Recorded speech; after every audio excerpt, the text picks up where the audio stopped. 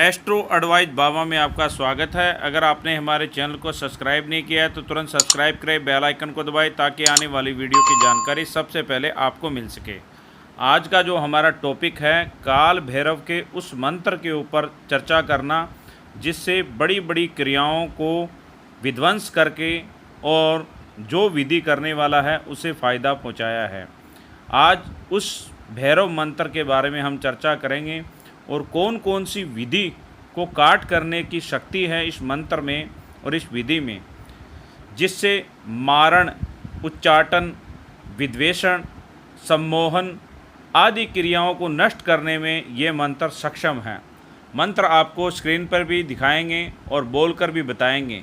इसे कैसे उपयोग किया जाता है इस विधि का विवरण भी बताएंगे। सबसे पहले हम उन क्रियाओं के बारे में जानना चाहिए, उन प्रक्रियाओं के बारे में कि ये क्रिया क्या होती है। सबसे पहले हम मारण क्रिया के बारे में बात करते हैं, जो नाम से ही स्पष्ट होता है कि इस क्रिया से किसी को मारने के लिए उपयोग किया जाता है। अगर आपके परिवार में एक से ज़्यादा या आपके आसपास में एक से ज़्यादा मृत्यु होती है, अचानक होती है, तो ये होने लग जाती है, तो आपको सावधान होना अति आवश्यक है। ऐसी क्रिया माता काली को मानकर की जाती है, जो नहीं करनी चाहिए, क्योंकि मारने से ज़्यादा जीवन देना जरूरी है। और इसी के लिए हमने ये मंत्र विधि हम यहाँ पर बता रहे हैं, क्योंकि जीवन सबसे बड़ी चीज़ है। अब आपको उच्चतम उच्चारण के बारे में, उच्चाटन के बारे में बताते हैं। उच्चाटन किसी व्यक्ति के मन पर काबू किया जा सकता है, इसकी इच्छा शक्ति को मारा जा सकता है, उसकी ख्वाहिशों को रोका जा सकता है। इस क्रिया से किसी कार्य में महारत अगर व्यक्ति है तो उस व्यक्ति को अपने काम से भटकाकर उसे छोड़ दिया जाता है। वह अपने काम में महारत सिद्ध है तो उसको पीछे किया जा सकता है। ऐसे क्रियाएं उच्चाटन की ऑफिस में, कारोबार में आगे बढ़ने की लालसा को लेकर की जाती है, जिससे साथ वाला व्यक्ति हुनरवान है और वह आगे बढ़ रहा है तो उसे उच्चाटन के जरिए रोका जा सकता है। अब बात करते हैं विद्वेषण की। विद्वेषण के बारे में, दो व्यक्ति अगर प्रेम करते हैं या कोई पार्टनरशिप का बिजनेस करते हैं तो उनके प्रेम में फूट डालने के लिए इस विधि का प्रयोग किया जाता है, या उनके कारोबार को विध्वंस करके और उनमें एक दूसरे पर विश्वास खो दें, इसके लिए ये किया जाता है। इस कार्य को करने के बाद में एक दूसरे में इस प्रकार की दुश्मनी हो जाती है, जिससे सारा ही बना बनाया काम बिगड़ जाता है। स्तंभन के बारे में हम बताते हैं कि स्तंभन व्यक्ति इस प्रकार से होता है, जो व्यक्ति सुबह से शाम तक रोज़ क्रियाएं करता है, अच्छी बुरी अपनी शारीरिक क्रियाएं करता है, उस क्रियाओं को रोक दिया जाता है, उसको स्तंभन क्रिया कहते हैं।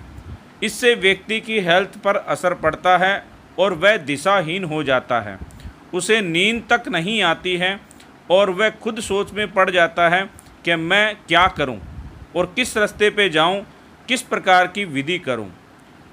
सबसे लास्ट में हम आपको बताते हैं सम्मोहन यानी वशीकरण। वशीकरण के बारे में आप सभी भली भांति परिचित हैं। इस कार्य को इस प्रकार से किया जाता है, एक व्यक्ति के ऊपर, उसके मन के ऊपर काबू पाने के लिए इस विधि को उपयोग किया जाता है। अगर कोई व्यक्ति दूसरे व्यक्ति से कोई गलत काम करवाना चाहता है या अपने इशारे पे चलाना चाहता है तो वशीकरण और सम्मोहन विधि का उपयोग किया जाता है। अब आपको इन क्रियाओं के लक्षण बताते हैं कि जिन पे ये क्रियाएं हो जाती हैं उन व्यक्तियों के क्या लक्षण हैं। उसमें से कुछ हम कम रूप में आपको ये लक्षण बताते हैं। जिन पर ये क्रियाएं होती है वह व्यक्ति हर किसी को अपना दुश्मन मानने लग जाता है। ज़्यादातर अकेला रहना वह व्यक्ति पसंद करता है और खुद ही समझ में नहीं आता कि मैं क्या करूं, वह दिशाहीन हो जाता है। पति पत्नी में छोटी छोटी बातों को लेकर झगड़ा हो जाना या एक दूसरे को नीचा दिखाना और ये झगड़े तो अक्सर पति पत्नी के बीच हुआ करते हैं, लेकिन छोटी छोटी बातों को लेकर रोज़ रोज़ लड़ाई झगड़े का कारण बन जाना और वह कारण एक बहुत बड़ा रूप ले लेना, इस प्रकार की क्रियाओं में आता है।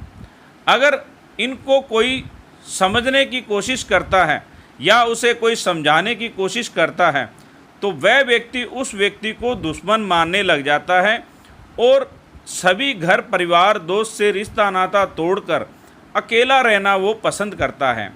ऐसे व्यक्ति ज़्यादातर डर के साए में रहने लग जाते हैं और वह डरने लग जाते हैं।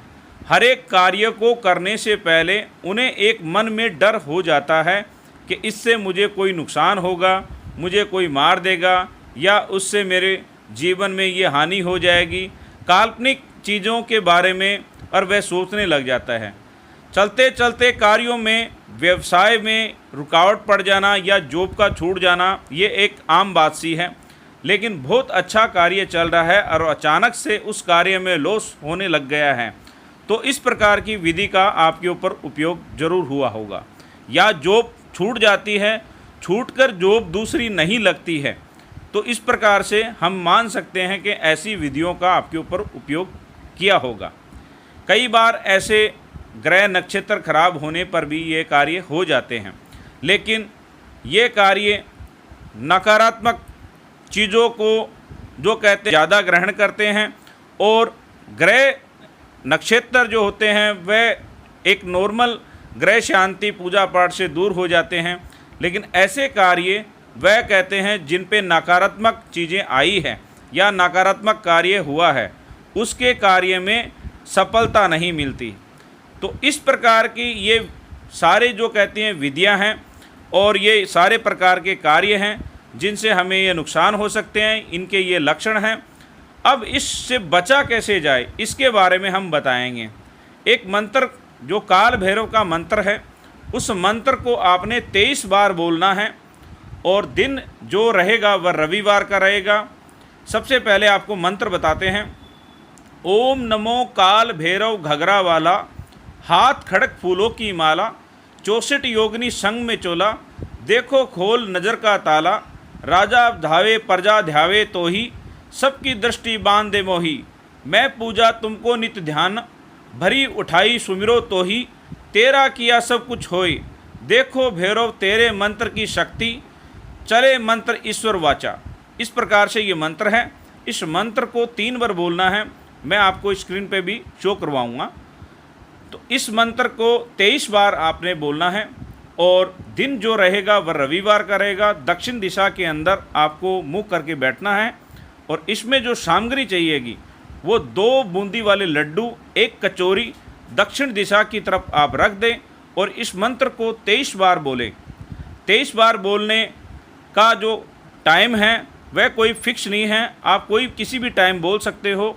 और इस कार्य विधि को करके जिस रास्ते से आप गए हो उस रास्ते को आपने नहीं चुनना है, दूसरा रास्ता लेकर अपने घर आ जाना है। ये 5 दिन निरंतर करना है। शुरुआत इसकी करनी है वह रविवार से करनी है और दक्षिण दिशा की तरफ ही आपको करके मुख बैठना है। हो सकता है कि इस चीज़ों को अगर कोई कुत्ता आके खा ले तो ये चीज़ें बहुत अच्छी होती हैं, लेकिन हमें जाके देखना नहीं है, हमें सिर्फ ये निरंतर कार्य 5 दिन करते रहना है।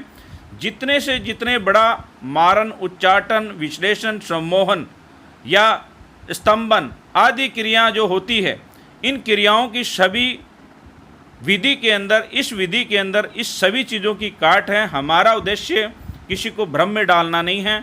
हमारा उद्देश्य जो व्यक्ति इन चीज़ों को मानता है, जिनके ऊपर ये परेशानियां हैं, वह इस परेशानियों से बच सकता है। इस विधि को आप घर बैठे 5 दिन आप आराम से कर सकते हैं। बहुत बहुत धन्यवाद। और अनेकों प्रकार की प्रॉब्लम परेशानी के लिए आप हमें कॉल या व्हाट्सएप करके संपर्क कर सकते हो। हमारे नंबर स्क्रीन पे शो हो रहे हैं, आप हमें कॉल कर सकते हो। अगर आपका कॉल नहीं लग रहा है तो व्हाट्सएप पे आप मैसेज छोड़ सकते हो। आपके सभी प्रश्नों के जवाब हम देंगे। जब भी आप फ्री होंगे आपको ज़रूर हम गाइड करेंगे। अनेकों लोगों ने फ़ायदा उठाया है, हमारी सलाह का आप भी उठा सकते हैं। बहुत बहुत धन्यवाद। हमारी वीडियो को ज़्यादा से ज़्यादा शेयर करें ताकि ज़्यादा से ज़्यादा लोगों तक ये जानकारी पहुँचे और वह अपने जीवन में खुशियाँ लेके आ सकें। बहुत बहुत धन्यवाद।